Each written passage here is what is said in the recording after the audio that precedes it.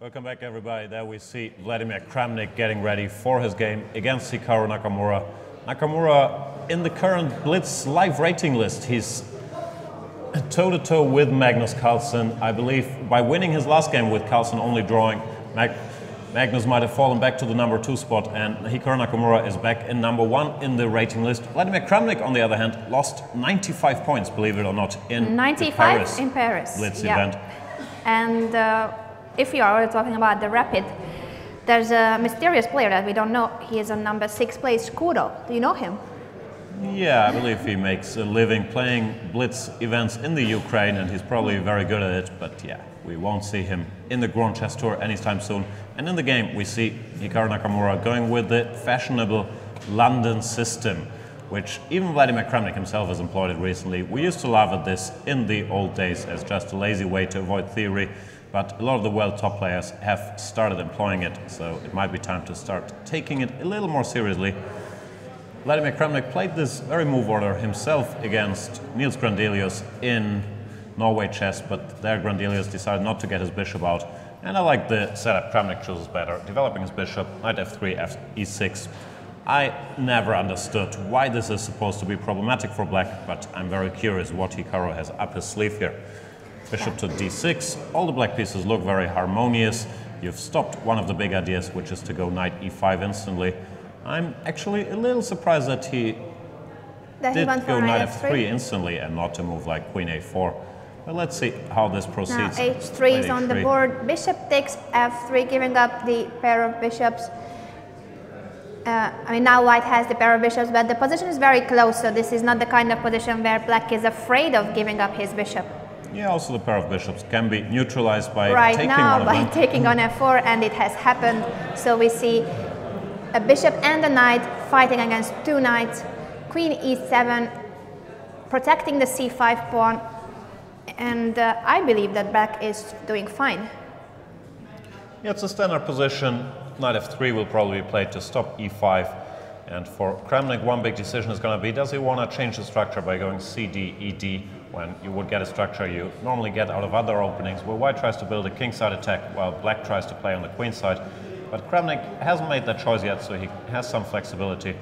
Plays h6, trying to not reveal his hand, because white lacks useful pawn breaks here. You can't get in e4, you can't get in c4, all that would only lead to weaknesses, so Hikaru is reduced to playing some waiting moves, preparing for the c takes d4.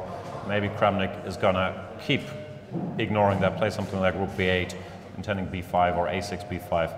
Very curious how he approaches this position. Another plan that comes to mind is rook e8 followed by e5, but then I'd be concerned about bishop b5 pinning the knight. So I like a6. He goes for a6 with the same idea that you mentioned. He wants to push b5, expand on the queen side, and it's not so clear to see how white can open the position. He would love to have an open e5 for his rook, but this is not the case. Black is not going to play c takes d4. Yeah, Kramnik also plays a6 to just stop bishop b5, exchanging this knight, and he can follow up if he wants to equalize with rook to e8 followed by e5. Hikaru is going to take a long hard look at knight to e5 here, but in general this exchange should not be anything that troubles black unduly. Still, I can't see anything better. There is no natural plan that comes to mind. a4 is always consideration to stop b5 here, but playing on the queen side where you are weaker potentially also carries some risk for white. So I'd expect him to put his knight on e5 and goes for e4. He wants to open the position right away. He is not afraid of having an isolated pawn on d4. Black might capture on both e4 and d4, leaving white with this isolated pawn unless he wants to take the knight on c6. Yeah, you're not getting the isolated pawn. He's going to take on e4 to avoid bishop c6, then rook takes or queen takes, and after c takes d4, knight takes d4. A normal pawn structure, but no bishop. Well, this is basically just admitting by Hikaru that the opening he didn't get anything and he wants to simplify into what I consider an equal position. Knight takes d4. One big question is, can you go rook takes d4 or is e5 a problem? But e5 runs into queen e3. Rook takes d4 immediately because the e7 queen will be hanging, so there's no way to win material here for black. But e5 is still on the board, so Kramnik says, okay, I'm not winning the rook, but still I like my pawn on e5. Yeah, it's just an equal position. Heavy pieces no weaknesses. Black has this 4 versus 3 majority on the king side. Nakamura has the 3 versus 2 on the queen side. The question is going to be after queen e3, which I expect to happen. Hikaru is thinking here because he's also considering rook to e4 or queen to e4. But I believe queen e3 looks most natural. If black wants to start exchanging on the d file, something like this. But here all of a sudden you have to worry about cd4 targeting the e5 pawn. Or if he says, let's keep all the pieces on the board. It's queen e4, not queen e3. That's to target the b7 pawn, I believe. And also there can be back rank problems with the h7 square guarded. Yeah, the reason it surprised me is that it's inviting f5 with tempo as Kramnik played. Hikaru goes queen d5 check, that's his point. King somewhere, probably h8. And he might consider queen d6 or queen to d7 here. Because in general, this queenside majority is more useful without the queens on the board, because then you can build a passed pawn. King h7 is on the board, and rook e1. Nakamura has improved the last piece that was undeveloped, pinning the e5 pawn, but after rook e8, I believe he will go rook a e8. The pawn will be protected on e5, and how can you improve this position for white? Yeah, as I said, I'd consider exchanging the queens with queen d6 or queen to d7, because in the middle game, if black manages to get queen f6, e4, f4, get these pawns rolling, you gotta be a little careful. So I'd try to get rid of the queens here. And there he goes, queen to d7. Exactly, he's following your plan. Black, I believe, shouldn't capture on d7 because that would give up the 7th rank after rook takes d7. That's an unpleasant position. You know that the rooks are very good on the 7th and on the 2nd rank, so that's not something you want to allow unless you can exchange that rook. Rook f7 looks normal to recapture with this rook here, then the white rook goes somewhere, you go rook e6, let's say, and you just get an equal rook endgame.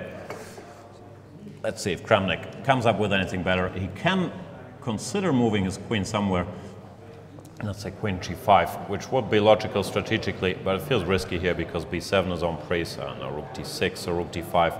These pawns seem to become a little vulnerable. I think Kramnik's style is more a rook f7 move. Rook f6 he played. Yeah, similar idea. He doesn't want to b6 sometimes. Well, he doesn't want to allow takes followed by a rook to d6, so he wants to control both the 6th and the 7th rank with his rooks in case the queens get exchanged. It's an equal position. Rook d5 played by Hikaru. Once again, trying to extract the maximum to exchange queens on his terms. If queen d7, rook d7, he would get his rook on the 7th. Now he's threatening to take and take on e5. Kramnik could go rook e6, or he goes e4, expanding. Also quite logical, potentially signaling to create a passed pawn.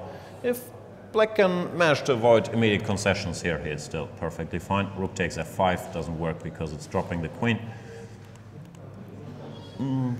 I can't see anything better for Nakamura than accepting an equal sort of endgame. Indeed, he has exchanged on e7 and pushed his c4. He's going for his queenside pawn majority, trying to create a passed pawn with b4, c5, but it's still not going to be a passed pawn. You need to push a4, b5. Couple of moves to create a passed pawn, and f4 is already on the board, so e3 will be eventually a move that comes next move probably. c5, and Kramnik doubles his rooks on the e5, preparing for e3. Yeah, it's just equal. Nothing dramatic happens. G5 the game should as well. end peacefully. Yeah, this should lead to a draw. If somebody is better, then I believe it could be black. a4, king g6, he's activating his king. Of course, in the endgames, it's very important to bring your king. It should be an active piece. h5, preparing g4. And after b5, 8 takes, I believe he's going for g4. g4 is on the board. Rook c1, preparing c6, so that could be a dangerous passed pawn, but still with rook c7 you can block it. Both sides have their trumps. In a normal game, this should just lead to simplifications. Black has to worry about the passed c-pawn.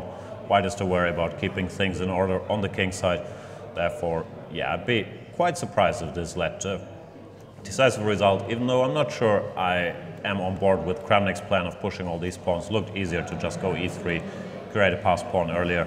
He doesn't now, but I'm not sure why he needed all these all these moves on the king side first. You don't want to allow e2 followed by f3, I would guess, so I'm expecting Hikaru to take on e3 once. When if the pawn recaptures, you can just put your king on e2, block it. After, let's say, rook f6, go rook f1. Still, the position is balanced. Anything but a draw would be a big surprise. Then again, they're both down to about 1 minute. Things can still happen. Hikaru's thinking here. Do you want to stick to this rook endgame, or shall we see Magnus Carlsen's position, who seems to be a pawn down and suffering against Veselin Topalov? All right, let's go there. We will keep you posted. Has just won his second Blitz game and still, no, sorry, he won now and drew the previous one, but he is still in the lead with 12.5 points out of, no, now he will have how many? 13.5 out of 20. Yeah, in the Kramnik-Nakamura game, they followed the script that was to be expected. Both sides created a pass pawn, and the thing is, they are very big favorites to get exchange for one another with a handshake. Rook takes e2 is followed by rook takes c6, and we're left with 1 versus 1 pawn. Kramnik just keeps waiting for Hikaru to take on e2. Hikaru does not want to agree to the draw yet. He's maneuvering a bit and is trying to actually...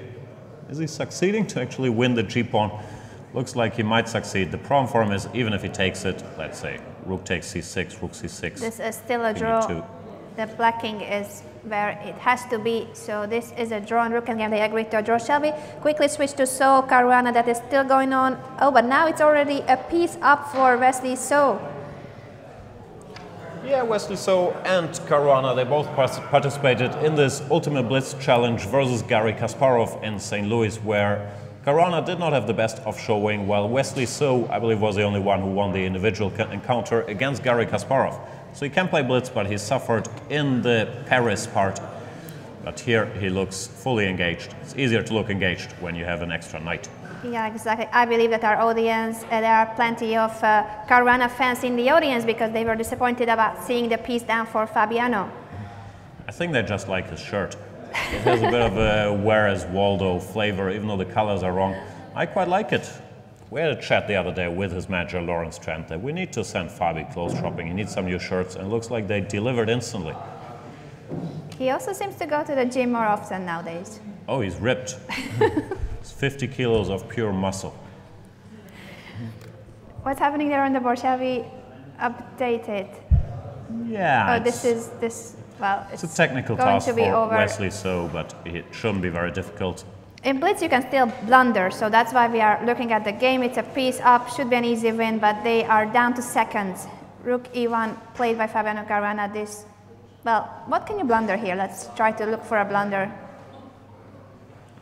No, everything is trying protected. To get to the last remaining white pawn, but there is no real chance.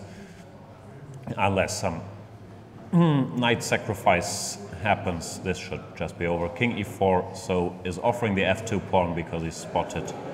That rook c6 would pick up the bishop. Yeah, Fabiano Caruana has just made a move with 1 second on the clock.